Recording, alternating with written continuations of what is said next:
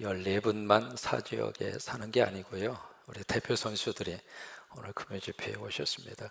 고맙습니다. 감사합니다. 박수 한번 해주셔요. 우리 한 주간 동안 주의 은혜 가운데 달려온 줄로 믿습니다. 서로 한번 안부 한번 물어보세요. 한 주간 어떻게 사셨어요? 네.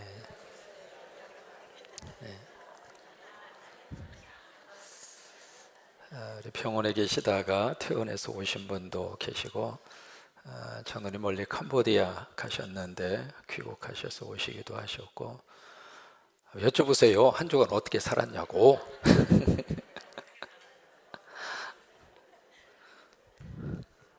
왜 저한테는 왜 안 물어보세요? 이 베드로전서 전체의 주제가 바로 뭐라고 그랬죠? 희망입니다. 여러분, 금요 집회 올 때마다 하나님이 희망의 축복을 주십니다. 들어오기 전에는 희망이라는 단어를 잊어버리고 살았는데, 금요 집회 올 때마다 베드로전서 후서 끝날 때까지 계속 희망을 말할 겁니다. 목사님, 무슨 놈의 희망을 이렇게 좀 생각할 수 있을 만한 근거가 있어야죠. 여러분, 희망의 근거는 어디에서 오느냐면 거듭나게 하사. 이 거듭남이라고 하는 것이 바로 중생입니다. 영어로는 born again 했다 라고 하는 말을 쓰죠. again이라고 하는 것은 다시라고 하는 뜻이고, born이라고 하는 것은 태어나다, 그 말이에요. 그러니까 예수 믿고 은혜 받고 성령 받으면 하나님이 우리를 다시 태어나게 하셨어요. 이게 우리는 두 번 태어나는 거예요. 육신적으로 태어나고 영적으로 태어나는 겁니다. 그러니까 거듭나게 하사 우리에게 무슨 소망을 주셨느냐면 그냥 살아있는 소망, living hope. 그래서 소망에도 두 가지가 있거든요. 죽은 소망이 있고 살아있는 소망이 있습니다. 그래서 우리 희망의 근거는 바로 내 안에 희망의 근거가 있는 것이 아니라 바로 여기에 희망의 근거가 있습니다. 우리가 종사하고 거듭나면 누구 자녀가 되느냐면 누구 자녀가 돼요? 하자가 됩니다. 줄여서 하나님의 자녀를 줄이면 하자잖아요. 그러니까 우리가 거듭나기 전에는 하자가 못했어요. 마귀와 자녀로 살았고 어두움의 자식으로 살았고, 그리고 악한 영에 사로잡혀서 멸망의 자식으로 살았습니다. 그랬을 때에는 그냥 모든 생각 자체가 다 부정적입니다. 이래도 안 되고 저래도 안 되고, 노세 젊어서 놀아. 계속 놀자판으로 살다가 보니까 늙어나면 그게 결국 삶이 그쪽 방향으로 갈 수밖에 없는 거예요. 근데 우리가 거듭나고 중생을 하니까 뭐가 되느냐면 신분이 바뀌어진 겁니다. 땅의 자녀에서 하늘의 자녀로 바뀌어진 거예요. 육신의 삶에서 영적 삶으로 바꾸어지고, 가장 중요한 결정적인 차이는 내가 하나님의 자녀가 된 거예요. 그러니까 이 희망의 근거가 바로 어디 있는가? 내 안에 희망의 근거가 있는 것이 아니라 하나님 안에 희망의 근거예요. 내가 보기에는 내 삶은 절망이지만 하나님이 내 속에 들어오셔서 고개가 아프시면 저리 가셔도 뭐라고 안 합니다. 괜찮으셔요? 괜찮으면 그냥 계시고, 보따리 싸고 집으로는 가지 말고 편하게. 왜냐하면 여기 계셔서 이렇게 계시면 고개가 저기 할까 봐서 배려하는 차원에서 이렇게 말씀을 드리는 겁니다. 집에 가지 마세요. 아직 안 끝났어요.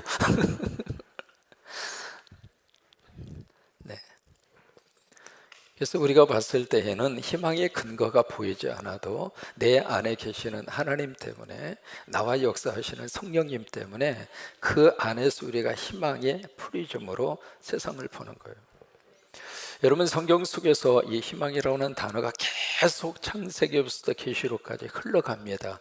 흘러가는 그 이유는 창세에서 계시록까지 거대한 큰 하나의 스트림, 물결이 흘러가고 있는데, 그것이 바로 뭐냐면 성령의 강입니다. 창세기 1장 2절에서부터 수면 위에 운행하시더라고. 수면이 바로 뭐냐면 성령입니다. 그러니까 흙에서 사람을 창조할 때에도 그냥 흙이 아니라 거기에 이슬이 맺혀져 있는, 다시 말해서 물과 진흙이 합쳐진 흙입니다. 그 물이 바로 뭐냐면 성령입니다. 그러니까 성령의 거룩한 역사가 이 창세에서 계시록까지 쭉 흘러가고 있는데 그 성령의 거룩한 역사를 통해서 하나님 우리에게 계속 던져주시는 단어가 희망입니다. 세상은 절망이지만 내 안에서는 희망이 있다. 세상은 절망으로 보일 수밖에 없지만은 그러나 그리스도 안에서는 희망이 있다. 그래서 성령의 역사가 임하는 곳에 희망이 있다. 그것을 결정적으로 보여주는 것이 에스겔입니다. 37장에 거기에 마른 뼈들만 우글거리는 골짜기 기억하시잖아요. 하나님이 에스겔에게 물어요. 야 인자야, 이 뼈들이 능히 살겠느냐. 무슨 얘기냐면 네가 보기에 희망이 있냐 그 말이에요. 여러분 보실 때 여러분의 삶의 자리 속에 희망이 있으십니까? 가정을 보면서 하나님 내 가정에 희망이 있습니다, 그렇게 말할 수 있나요? 하나님 우리 자녀들을 보면서 하나님 내 자녀 속에서 내가 희망을 봅니다. 여러분 과연 그 희망이 있습니까? 똑같이 하나님이 에스겔에게 질문을 하는 것처럼 이제 이 뼈들이 능히 살겠냐. 네가 보기에 네 인생 속에 희망이 있느냐 이 말이에요. 겉으로 봤을 때에는요, 뼈들이 우글거려서 그 뼈들이 하도 오래돼서 삐쩍 말랐어요. 에스겔이 기가 막힌 답변을 합니다. 하나님은 아십니다. 참 기가 막힌 답변이죠. 그럼 에스겔이 긍정을 했어요, 부정을 했어요? 이것도 저것도 아닙니다. 우리가 할 말 없을 때 하는 말이 있습니다. 주님은 아십니다. 그러니까 할 말 없을 때 하는 말이거든요. 에스겔도 똑같은 거예요. 이거 살아날 수 있다고 말하자니 자기 마음에 이게 무슨 뼈들이 살아나, 그 생각이 지배적으로 있는 거고, 이거 살아나지 못해요 그렇게 말하자니 하나님이 살아계신다고 믿는데 그 믿음의 관점으로 봤을 때는 또 말하기도 그렇고, 이게 곤란하니까 미국식으로 안 하면 아이들 표현대로, 미국 아이들의 표현대로 이런 거예요. 잘 모르겠다 그 말이죠. 그랬을 때 하나님이 에스겔에게 가서 뼈들에게 말씀을 전하라. 그때 에스겔은 순종은 기가 막히게 잘합니다. 내가 이해되지 않아도, 내가 납득할 수 없어도, 나는 희망하지 않아도 희망의 하나님의 메시지를 그대로 선포하는 거예요. 그랬더니 그 뼈들이 맞추어지면서, 그때 참 복잡했습니다. 여기 가서 붙었는데 그 뼈가 내 뼈가 아니요. 그래가지고 다른 뼈로 막 찾아가서 붙고, 그때 아주 난리 북새통, 유교의 난리는 난리도 아닐 정도로 뼈들이 자기 뼈를 찾아가느라고 막 북새통을 떨다가 하나님의 거룩한 역사로 뼈들이 하나님의 군대가 된 거예요. 여러분 그것이 성경에서 말씀하시는 희망의 역사입니다. 우리 삶 속에 성령님이 역사하시면 마른 뼈 같은 우리 가정에도 희망이 솟아나고, 우리 자녀의 인생 속에 희망이 솟아나고, 우리 민족 속에 희망이 솟아나고, 우리 사업터 속에 희망이 솟아나고, 군산 지역에 희망이 솟아나고. 오후에 제가 문자를 받았어요. 24일 여기 옛날 GM 거기에 이번에 군산형 일자리를 이제 협약식을 하는데, 거기에 대통령부터 시작해서 장관, 그 다음에 국회의원 한 600명 정도 참여하는데 목사님이 좀 참석을 해달라고. 그래서 나는 바쁜 일이 있어서 안 갈 터이니까 그냥 알아서 하라고. 그러니까 군산 지역에 광주에서 진행을 했던 정부 주도형 일자리가 군산에 드디어 시작이 되는 거예요. 그래서 이제 거기에 지금 고용되는 고용 창출이 한 3,500명 정도 고용 창출을 지금 목표로 하고 있다라고 하는 문자를 제가 오늘 받았습니다. 여러분도 이제 보도를 통해서 아시고 있잖아요. 24일 날 협약식을 합니다. 그게 뭐냐면 성령의 바람이 불면 거기에서 바로 희망의 근거를 찾을 수 있다고 하는 거예요. 아브라함 나이 99세 하나님이 나타나셔서 아브라함이 기가 막힌 말씀을 하시잖아요. 내년에 아들이 있으리라. 아니 나이 100세 된 이 노인 어르신에게 무슨 아이를 기대할 수 있겠어요? 그러니까 철저하게 아브라함이 그걸 거부합니다. 아브라함만 거부한 게 아니에요. 사라는 피식피식 웃었어요. 아이고 주책도 바가지여, 내가 지금 경수도 다 끊어지고 이 나이에 무슨 배가 남산, 아이고. 그러면서 이제 사라가 피식피식 웃기잖아요. 그때 사라의 마음속에 했던 말이 있습니다. 웃기고 자빠졌네. 그게 사라의 마음이에요. 하나님이 그 모습을 보고 확인을 하잖아요. 너 웃었지? 안 웃었어요. 너 웃었지? 안 웃었어요. 이게 사라입니다. 네가 웃었다. 그래서 네 이름을 사라라 하리라. 열국에 이제 어미라고 하는 뜻을 가지고 있잖아요. 네가 웃었냐? 그래, 내가 정말로 너로 하여금 웃게 만들리라. 너는 그냥 실없는 웃음을 지었지만은 아니 믿지 못하는 상황 속에서 헛웃음을 웃었지만은 내가 너에게 진짜 웃음을 주겠다.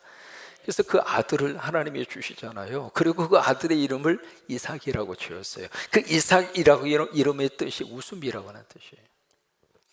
그러니까 절망 속에서 이렇게 실없는 웃음을 짓던 사라와 아브라함에게 하나님이 진정한 웃음의 희망을 그들에게 주신 거예요.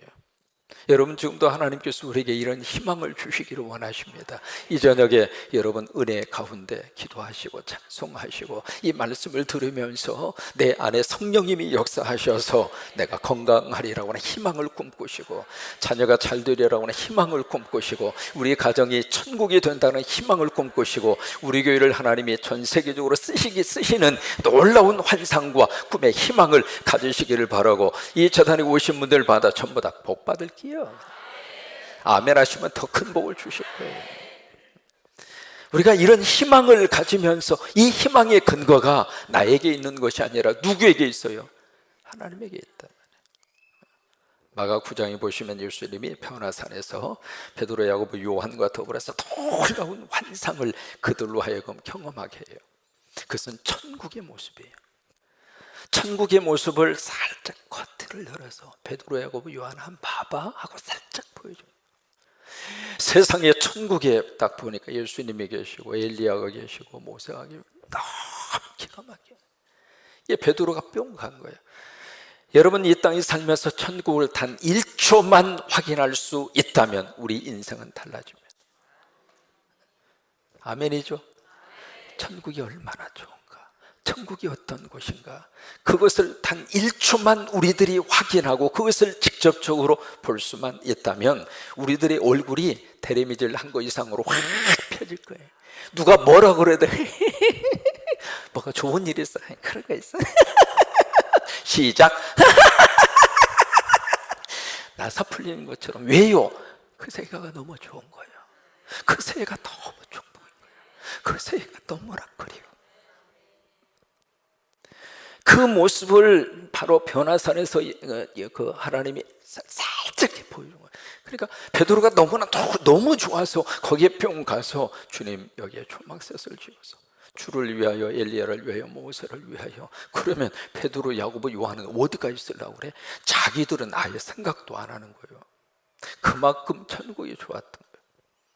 이제 그런 역사를 경험을 하고, 그리고 산 아래로 내려왔는데 산에는 완전히 그냥 막 아수라장이 된 거예요. 벙어리 귀신 들린 아이를 둔 아버지가 왔잖아요. 와서 치료시켜달라고 딱 막혔는 제자들이 아무리 해도 그 귀신이 안 떠나는 거예요. 오히려 귀신이 큰 소리 치면서 오히려 더 이 아이를 더 힘들게 하는 거예요. 그래서 이제 이 제자들하고 이 아이를 둔 아버지하고 와서 대판 붙은 거예요. 그 모습을 예수님이 보시면서 무슨 일이냐, 자초지종을 딱 들은 다음에 그 아버지를 부르잖아요. 부르니까 그 아버지가 와서 쭉 설명을 합니다. 2차저 있어요. 조차 해가지고 2차조차 있어. 조차 했는데 이 제자들이 고치지를 못합니다. 믿음이 없는 세대여, 내가 언제까지 너희들의 믿음을 보겠느냐. 그죠? 그러면서 그 아버지가 쭉 그 과정을 설명하면서 한 말이 있습니다. 뭐라고 그러냐면, 할 수 있거든, 이 아이의 병을 고쳐달라. 여러분, 거기에 할 수 있거든 이라고 하는 그 아버지의 마음이 바로 뭐냐면 절망입니다. 여기까지 했지만 어쩔 수 없네요, 그런 표현이에요. 그때 예수님이 그 말을 고칩니다. 할 수 있거든이 무슨 말이냐, 믿는 자에게는 능치 못할 일이 없느니라. 따라서 한번 하실까요? 할 수 있거든이 웬 말이여. 그러니까 할 수 있거든이 웬 말이여, 거시기 헌디. 그 예수님의 표현이거든요. 지금 절망 속에서 그 말을 하는 아버지에게 왜 절망하고 있느냐, 믿는 자에게는 능치 못할 일이 없느니라.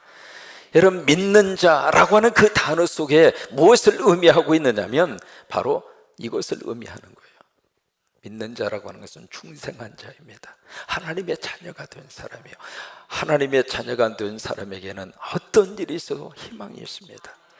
여러분, 이 금요 집회 베드로 전후서가 끝날 때까지 언제 끝날지는 저도 모릅니다. 할 수 있는 데까지 해보겠습니다. 그러나 최대한 조금씩 천천히 가려고 합니다. 왜냐하면 이 희망에 대한 메시지를 우리가 계속 하나님으로부터 들었으면 좋겠어요. 먼저 제가 그 메시지를 계속 들었으면 좋겠어요. LA 지역에 라디오로 설교하시는 유명한 설교자 목사님이 계세요.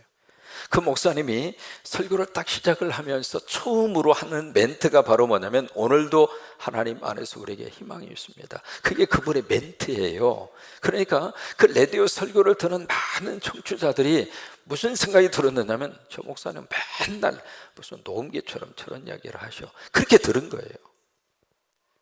그런데 그 멘트가 말이죠, 그 설교를 듣는 많은 기독교인들에게 하나님의 음성으로 들려지는 거예요.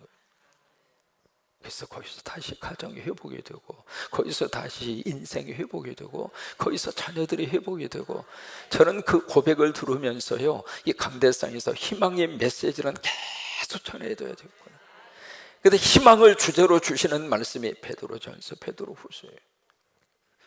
근데 그 희망의 메시지가 어느 상황 속에서 그들에게 메시지가 전해졌는가? 사실 희망할 수 있는 퍼센테이지가 0%입니다. 그 속에서 하나님이 희망의 메시지를 주신 거예요. 그러면 우리 삶 속에 도저히 희망할 수 없는 그 속에서 하나님이 희망의 메시지를 주셔서 이 베드로 전후서를 받는 소아시아 지역에, 거기 갑바도기니아, 아시아 할 것 없이 저쪽, 지금 이제 터키하고 분쟁이 일어나고 있는 지역이 있잖아요.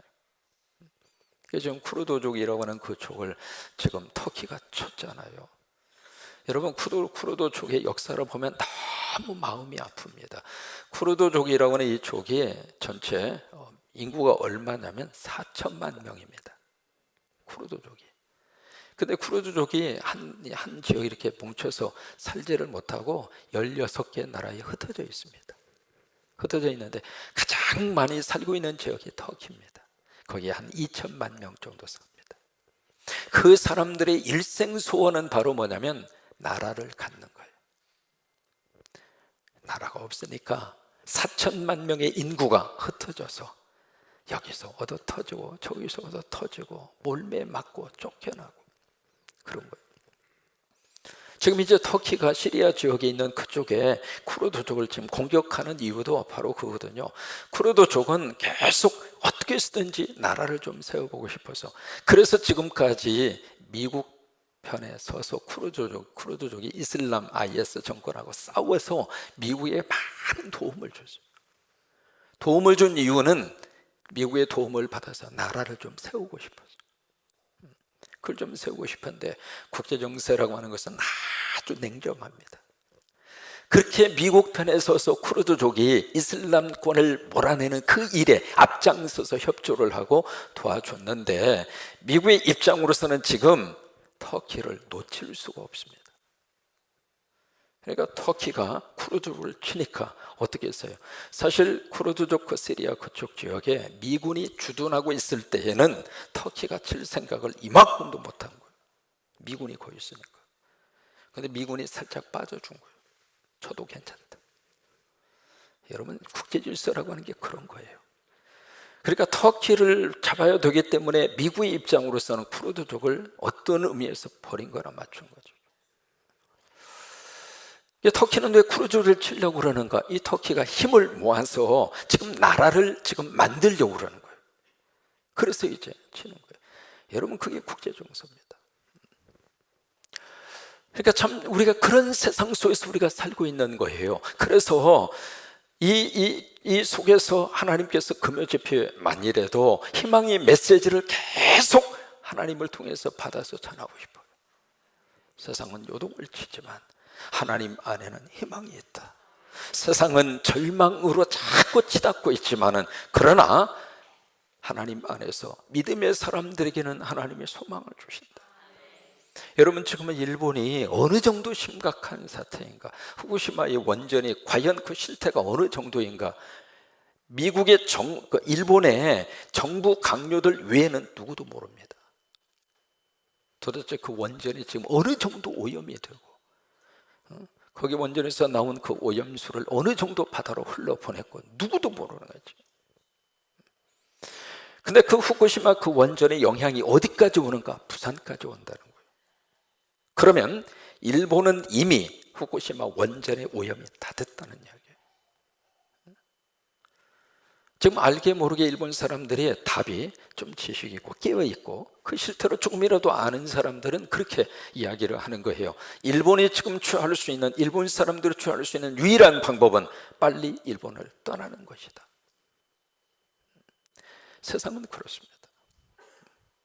그런 속에서 우리들이 살고 있지만은 하나님 안에서 하나님께서 금요집회 시간에 희망을 말씀하도록 하시고, 그래서 계속 이 희망의 메시지가 증거될 때마다 하나님이 우리에게 희망을 다시 한번 불러일으켜 주셔서 금요집회가 희망의 도가니가 되도록 하나님이 그렇게 역사하시고 하나님이 그렇게 축복하시고 하나님이 오시는 분들마다 그런 축복을 주시기를 주의 이름으로 축원합니다. 오늘 희망의 근거 1장에서 4가지로 쭉 설명을 했습니다. 근데 마지막이 바로 뭐냐면 구원이었습니다. 첫째는 부활이었고, 두 번째는 하나님의 기업이었고, 세 번째는 하나님의 보호하심이었고, 네 번째는 구원이었습니다. 이 구원이 바로 살림이라고 그랬잖아요. 그러면서 이 구원과 살림이 어떻게 연결이 되는가? 오늘 1절에 보시면 이렇게 이제 말씀이 연결이 됩니다. 베드로전서 2장 1절로 가서 보시면, 2장 1절에 보시면 첫 출발 자체가 뭘로 되어 있죠? 그러므로. 이 그러므로라고 하는 단어, 그것은 위에 있는 것을 받아서 결론을 맺을 때 그러므로라고 하는 단어를 쓰잖아요. 그러니까 우리가 하나님의 거룩한 썩지 않는 신령한 거룩한 씨를 통해서 우리가 뭘 받았는가? 구원받아 하나님의 자녀가 됐다 이 말이에요. 그래서 구원받아 하나님의 자녀가 됐다. 다시 말해서 우리식으로 말하면 살림꾼 예수를 통해서 내가 살림꾼 예수가 됐다 이 말이에요. 그래서 그러므로 그렇게 되었으므로 그 이야기예요. 그러면서 1절 말씀에 여기에 우리들의 성장을 방해하는 암적 요소, 여기에 5가지를 설명을 합니다. 그 암적 요소를 제거시켜라 그 말이에요. 첫째가 악독이고, 이 악독이라고 하는 것은 바로 악한 것이죠. 교활함, 그게 악독이죠. 그 다음에 기만은 속임수잖아요. 세 번째, 의식은 밖에 가서 밥 사 먹는 의식, 그것을 말하는 것이 아니라 이 겉과 속이 전혀 다른 거, 그게 의식이잖아요. 그 다음에 시기, 그 다음에 마지막은 모든 비방하는 뭐예요? 말. 여기 비방하는 말이라고 하는 것은 뒤에서 중상모략하는 말입니다. 이 5가지 우리들의 이 영적 삶에 있어서 이 구원받은 하나님의 백성들이 하나님의 은혜 가운데 축복을 받고 하나님의 은혜 가운데 날마다 놀라우게 막 발전이 되고 그래야 되는데, 그걸 방해하는 암적 요소가 그 5가지래요. 그것을 어떻게 하느냐? 버려라 그 말이에요. 그것을 제거시켜라 그 말이에요. 제거시키는데 마지막에 나오는 것이 바로 언어 문제입니다. 비방하는 말을 제거해라. 우리가 성령 받고 성령님이 우리 안에 변화를 주시는 것 가운데 하나가 바로 언어 변화입니다. 그래서 은혜 받고 우리들의 언어 생활이 많이 달라졌습니다. 전에 예수 믿기 전에는 거의 90%가 욕이었는데, 새끼로 시작해서 새끼로 끝났는데, 이건 뭐 입만 열면 욕으로 시작했는데, 이게 예수 믿고 신앙생활을 은혜 받으면서부터 그게 서서히 줄어들어요. 지금은 50%밖에 욕을 안 써. 대단한 변화입니다. 전에는 입만 벌리면 막 그냥 그랬는데, 이게 예수 믿고 성령님이 우리 안에 들어오셔서 말을 바꿔주신 거예요. 아무도 써보지도 않았던 고맙습니다, 감사합니다, 사랑합니다, 행복합니다, 이거요 그 시절에 들었던 말인데 그게 내 입에서 저절로 나오는 거예요. 성령님이 우리 입술을 그렇게 바꿔주신 거예요. 이제 그것을 버리라고 하는 거예요. 그러면서 2절을 보시면 갓난아이들 같이 순전하고 신령한 젖을 사모해라. 이는 그로 말미암아 너희로 구원에 이르도록 어떻게 하려 함이라? 자라게 하라. 오늘 이제 설교 제목이 이제 자라나라라고 하는 설교 제목을 한 거예요. 우리들이 아이들을 보면서 보세요. 어린아이가 이렇게 세월이 지나면서 자라면은 여러분 얼마나 귀엽고 얼마나 아름답고 얼마나 좋아 보여요. 제가 처음에 와서 이렇게 어렸던 아이들이 이제는 부쩍부쩍 컸어요. 볼 때마다 어땀이요. 아유, 이렇게 많이 컸네. 너무 좋아. 그러니까 그 아이들이 말이죠, 자라나는 모습을 보면 신기해요. 세상에, 내가 잡아 당긴 것도 아닌데 키도 부쩍 커 있고 살도 통통하게 올라가 있고, 와, 어느 교회 다니는데 이렇게 얼굴도 이렇게 예뻐.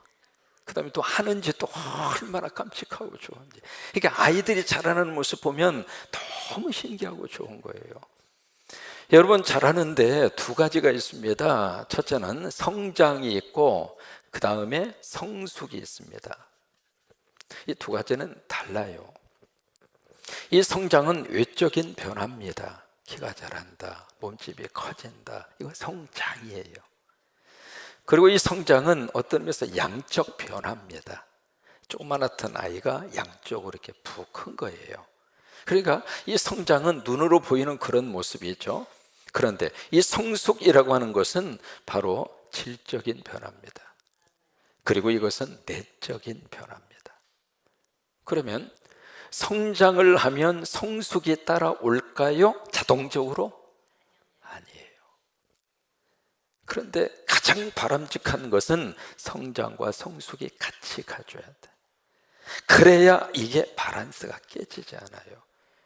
이게 사람이, 이 성장은 시간과 함께 이루어집니다. 그래서 나이가 들어가고 아이들이 이렇게 태어나서 그 다음에 이제 아이들이 쭉쭉쭉 자라나게 되잖아요. 자라는데 사람이 키가 자라는 것은 성장판 문제예요. 성장판이 열리면 키가 쏙쏙 자라는 거예요. 자라는데 성장판이 열리기 위해서는 거기에 영양분을 공급을 해줘요. 성장판에다가 영양분을 공급해주고 적당한 운동을 하고 그리고 적당한 잠을 자야 돼요. 세 가지 요소가 충족이 되면 사람은 자랍니다. 그런데 이 성장판이 계속 열려 있는가? 아니에요. 이게 닫혀요.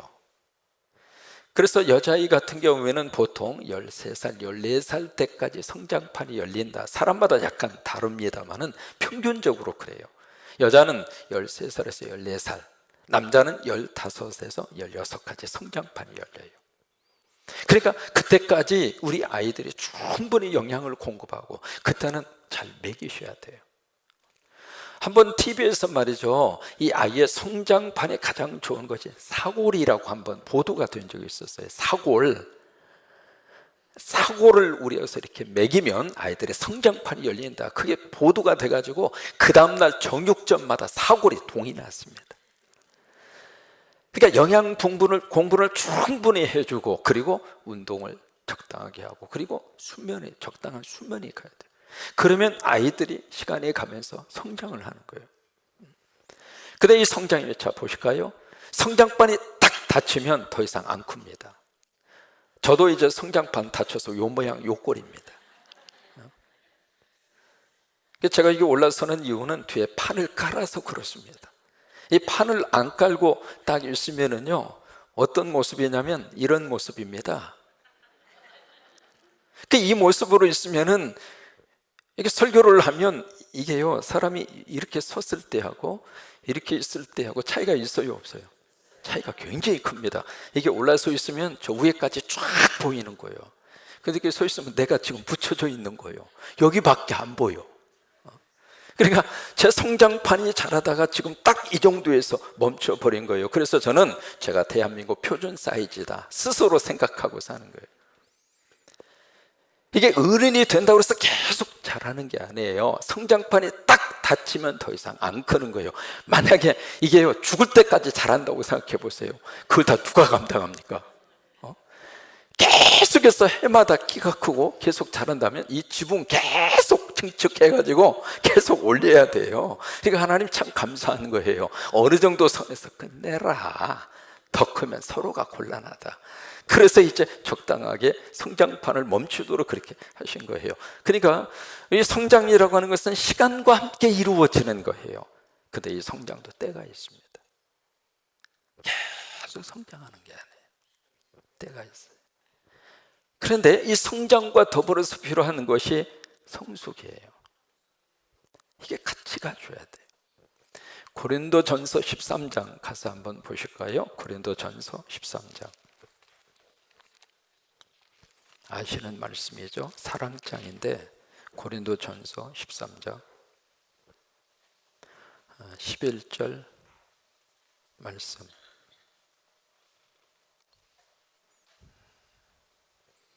유명한 성경 말씀이죠. 고린도전서 13장 11절 같이 읽습니다. 내가 어렸을 때에는 말하는 것이 어린아이와 같고 깨닫는 것이 어린아이와 같고 생각하는 것이 어린아이와 같다가 장성한 사람이 되어서는 어린아이를 버렸노라. 이게 어렸을 때는 어렸을 때의 모습이 나와야 귀여운 거예요.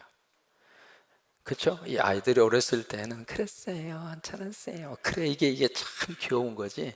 이 어린아이가 아바마마 안녕하셨습니까? 이러고 있으면 징그러운 거예요. 그러니까 나이에 맞게끔 아이들 말하는 것이 귀여운 거예요. 앙증맞고요. 그래서 어렸을 때는 어린아이다운 그 생각을 할 수밖에 없고 말을 하고 행동을 해요. 근데 여기 있는 말씀대로 지금 그 단계가 어디까지 간다냐면 장성한 사람이 됐다. 그 이야기는 바로 뭐냐면 이 단계거든요.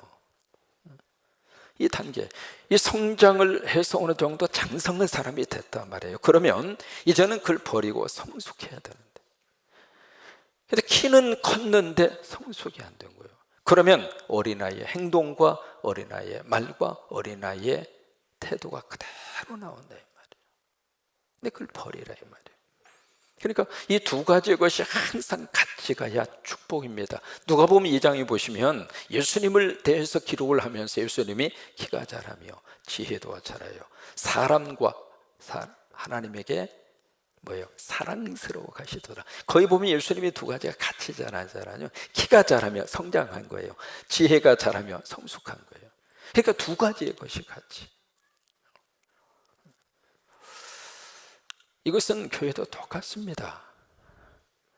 그 아르헨티나의 후안 카를로스 오르티즈라고 하는 이름이 좀 긴 목사님인데, 그 목사님이 이제 제자 훈련에 대한 책을 많이 쓰셨어요. 그 중에 제자입니까? 라고 하는 유명한 책이 있습니다. 이분이 이제 아르헨티나의 부에노스아이레스 거기에 이제 교회에 부임을 해서 가셨어요. 갔는데 처음에 부임을 해서 딱 갔을 때 교인이 165명이었습니다. 근데 이분이 부임을 하셔서 막 열심히 신방하고 막 조직하고 성도들과 막 전도하고, 그래서 2년 만에 660명까지 성장이 된 거예요. 이게 교회 사이즈가 커지면 목사는 그만큼 바쁜 겁니다. 신방 요청도 많고 병원도 많이 가야 돼요. 여러분 주보 보세요. 병원에 입원하시는 분들이 한두 분이 아닙니다. 돌아가시는 분도 많고 애경사도 많고, 아무튼 그러다 보니까 막 부지런히 막 이렇게 뛰어다니다 보니까 이 오레티즈 목사님 속에 무슨 생각이 드느냐면 왠지 모르게 영적으로 허전한 거예요. 그래서 그 문제를 놓고 막 기도를 하는데 하나님이 그 목사님에게 성령의 음성으로 주신 말씀이 있어요. 너는 165명에서 660명으로 숫자가 늘었으니 네가 자랐다고 생각할지 모르지만 너는 자란 것이 아니라 살찐 것이다. 여러분, 자라나는 거하고 살찐 거하고는 틀립니다. 그렇잖아요? 어느 정도 성장이 된 다음에 살이 쪄야지. 성장도 안 됐는데 살만 쪄. 그럼 어떻게 되겠어요? 그러니까 교회도 이 문제를 한번 깊이 생각할 필요가 있습니다. 과연 우리 교회가 살찌우기 위해서 노력하고 있는가? 아니면 우리 교회 모든 성도들이 믿음 안에서 성장과 성숙이 이루어지도록 우리가 같이 노력하고 같이 하나님 앞에서 몸부림을 치고 있는가? 울산에 가면은요, 다음 주에 이제 제가 울산에 가서 집회 때문에 갑니다만은 거기에 누가 있느냐면 김모 씨라고 하는 분이 아이가 이렇게 태어났는데 그 아이가 6개월 자라고 더 이상 성장판이 열리질 않았습니다. 근데 이 아이가 그러니까 6개월 된 모습으로 딱 끝나버린 거예요. 얘가요. 지금 나이가 20살입니다. 20살인데 이 애가 아이고 못 살고 죽겠지. 그래서 5년간 출생신고를 못했어요. 실질 나이는 15살, 지금 호적상의 나이는 15살이지만 실제적인 나이는 20살이에요. 20살인데 이 아이의 몸무게가 6kg만, 6kg. 이 아이가 지금 할 수 있는 것이 아무것도 없는 거예요. 여러분 그렇지 않겠어요? 6개월로 성장판이 멈춰버렸고 몸무게는 6kg고 집에서 이제 누워서 텔레비 보는 것 외에는 할 게 없는 거예요. 그 모습을 지켜보는 부모의 마음이 얼마나 찢어질까, 그 생각 쉽게 할 수가 있잖아요. 여러분, 이 부분의 말씀을 우리가 들여다보면서 이전에 있는 말씀대로 자라가라. 그래서 우리가 성장하고 성숙하도록 하나님은 우리에게 원하시는데 우리가 성장이 멈춰버려요. 성장이 멈춰버려서 그 상태에서 그러고 있으면 하나님 우리를 보실 때 얼마나 마음이 아프겠느냐. 자, 2절을 다시 보겠습니다. 베드로전서 2장 2절. 어떻게 우리가 성장할 수 있겠는가? 거기 성장의 방법을 2절에서 말씀을 하시고 있습니다. 2절 같이 다시 한번 읽습니다. 갓난 아이들 같이 순전하고 신령한 젖을 사모하라. 이는 그로 말미암아 너희로 구원에 이르도록 자라게 하려 함이라. 여기 보시면 갓난 아이가 나오고 젖이 나옵니다. 여러분, 갓난 아이들은요 젖을 먹을 때 태어나자마자 엄마가 다 교육을 시키잖아요. 야, 배고플 때는 울 때에 제대로 울어라니. 우는데 옥타브를 최대한으로 올려서 울어. 그러면은 네가 배고픈 것을 알고 내가 젖을 줄게. 알았지? 그러면서 이제 엄마가 교육을 시킵니다. 다 그렇게 해서 다 젖 드신 거 아니에요? 안 그랬어요? 그 어떻게 잡수셨어요? 신기하네. 어떻게 배우지도 않았는데 그렇게 알고 그렇게 찾아서 드셨을까? 아기가 젖을 찾는 것은 본능입니다. 학습을 통해서 얻어내는 지식이 아닙니다. 똑같이 우리가 구원받아 하나님의 자녀가 되면 여기 순전하고 신령한 젖이라고 하는 것, 순전하다는 이야기는 순수하다 그 말이에요. 이단들이 말하는 그런 말씀, 그걸 의미하는 게 아니라 자기 생각을 뒤섞여 가지고 하나님의 말씀을 왜곡하는 그런 말씀이 아니고 순수하고, 그 다음에 여기 신령하다 그 말은 영적이다 그 말이에요. 이 젖이 바로 뭐냐? 하나님의 말씀이에요. 그러니까 1장에서는 하나님의 말씀을 씨로 표현을 했고 2장에서는 하나님의 말씀을 젖으로 표현한 거예요. 그러니까 갓난 아이들이 젖을 사모하고 젖을 먹는 것은 본능이라고 말해요. 그런 것처럼 우리가 하나님의 자녀가 돼서 거듭나면 하나님의 자녀는 하나님의 말씀을 사모하게끔 될 수 있어요. 금요 시간에 오셔서 하나님의 말씀을 사모하는 게 당연한 거예요. 주일날 설교 들은 다음에 그 다음 주 무슨 설교를 할까 여러분 기대하시는 분만 고개를 2번만 끄덕여 주시면 참 감사하겠어요. 그래요, 그게 당연한 거예요. 주일날 설교 끝났는데 다음 주 무슨 설교 할지 나하고 무슨 상관이야 뭐. 그런 생각을 가지셨다면 미안해요, 정상에서 약간 변질된 거예요. 애가 배가 고프면 울어야 정상이에요. 왜? 밥 줄 때까지. 밥 안 주면 밤새도록 웁니다. 성질 사나운 여성 만나면 아무 일도 못합니다. 집에가 부를 때까지 울고 또 울고 울고 또 울고 울고 또 울고, 엄마가 바쁘든 뭐하든 아무 상관이 없습니다. 일단 채워주소서, 채워주소서. 그게 본능인 것처럼 우리가 하나님의 자녀가 되면 이 하나님의 말씀이 그렇게 사모하는 거예요. 설교도 듣고 싶고 성경도 읽고 싶고 성경에 대해서 알고 싶고 그런 거예요. 그게 정상입니다.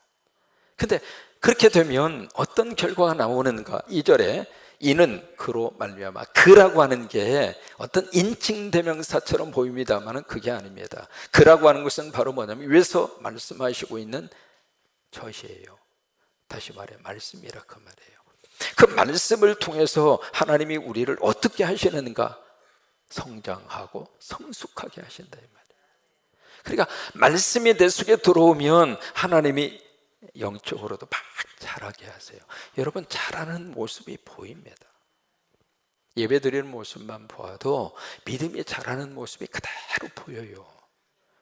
그러니까 이게 막 말씀이 들어갈수록 하나님이 우리를 자라게 하시고 그 다음에 우리를 성숙하게 하시고, 근데 그 자란 성장과 성숙의 목표가 어디인가? 구원입니다. 구원에 이르도록, 다시 말해 하나님의 살림의 복을 받을 때까지, 그때까지 하나님이 우리를, 말씀을 먹을 때마다 말씀이 우리를 자꾸 살찌우는 거예요. 그래서 여러분, 믿음은 어디에서 나오는가? 들음에서 나옵니다. 들음은 곧 그리스도의 말씀으로 말미암느니라. 강대상에서 웃겨가지고 믿음이 생기는 거 아닙니다. 웃을 때는 참 웃으니까 참 기분이 좋았는데, 묘하게도요, 웃기는 것을 통해서 내 믿음이 자라도록 그렇게 하지 않습니다. 말씀이 꽂힐 때, 그러니까 하나님의 말씀, 성경 말씀이 내 속에 꽂힐 때, 그때에 그 말씀이 내 속에 들어와서 나를 자라게 하시는 거예요. 그래서 저는 강의 설교가, 저는 참, 제가 지금까지 많은 설교 스타일을 하면서 바로 이거다 한 것이 강의 설교입니다. 왜? 말씀을 체계적으로 증거할 수 있고, 내가 좋은 구절만 쏙쏙 뽑아서 그렇게 해서 설교하는 것이 아니라, 근데 사람이기 때문에 어느 구절을 고를 때에도 좋아하는 구절만 고르게 돼 있어요. 그러다 보면 성경 전체 속에서 이게요, 미가서는 어디가 있는지조차도 못 찾는 거예요. 왜? 미가서를 가지고 설교할 일이 별로 없으니까. 나훔서라고 하는 성경은, 나훔 그런 것도 성경에 있느냐고. 근데 이제 보통 이제 하박국은 잘 기억을 하시더라고요. 왜 기억하나 싶었더니 호박국을 생각하고, 이름이 비슷하니까 하박국, 호박국, 비슷해. 그걸 좀 기억하고. 이게요, 주일날 설교와 모든 설교 속에서 내가 본문을 선택하기 시작을 하면 평생을 믿음 생활에도 성경 안에서 체계적인 말씀의 강의 설교를 들을 수 있는 기회가 없는 거예요. 저는 이 재단에서 목회할 때까지 계속 강의로 가려고 그래요. 여러분, 지루하다는 생각을 안 가지셨으면 좋겠습니다. 저렇게 해서 내가 한번, 저 목사님이 목회하는 동안에 어쨌든 성경 강의를 처음부터 끝까지 내가 한번 들었으면 좋겠다, 그런 선한 마음의 기도가 우리 안에 있었으면 좋겠고요. 그래서 우리 지난번 레위기서까지 해서 19권 끝냈잖아요. 이게 벌써 만 4년 만에 성경 19권을 뗀 거예요. 그래서 지금 베드로 전서하고 있잖아요. 그 다음에 수요일날 이제 민수기 할 거거든요. 민수기 할 거예요. 지금 주일날은 뭘 하죠? 사도행전 하잖아요.